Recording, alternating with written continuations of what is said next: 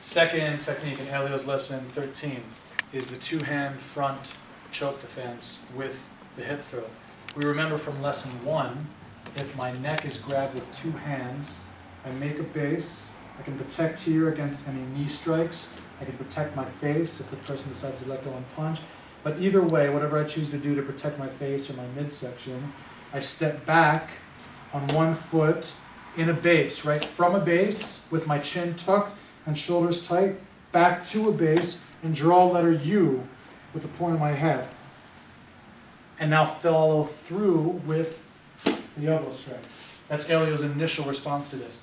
Another thing that can happen is I can throw the person. So once I'm choked, maybe I don't have the stability to properly move, I'm not able to catch my base to do this technique, so I can reach up and through. And look, I use my shoulder here to loosen the grip. My hand shoots straight up, and the shoulder relieves a little tension on the choke. So I move my hand straight up and reach for the head, maybe the shoulder, and hold the arm and move like this. Now from here I can execute the hip throw. Very critical here because I'm not controlling their hips with the hand underneath like I would in a standard or a typical ogoshi, a typical hip throw.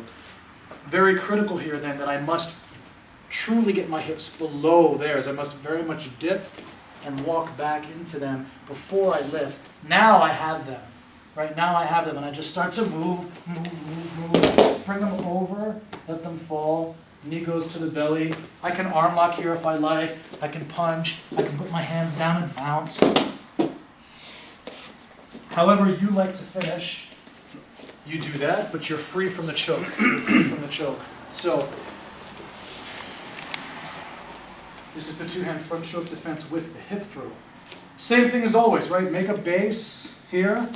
Spread the feet. Soften the knees and hips. Make sure you're free to move. Tuck the chin, shrug the shoulders, tense the neck muscles. This buys you some time. This time though, rather than blocking and bending, I'm going to reach straight up, and I use my shoulder here. The shoulder pops the hand a bit free from the choke. The guy's very strong, it's not going to do much, but it's going to create a little more space.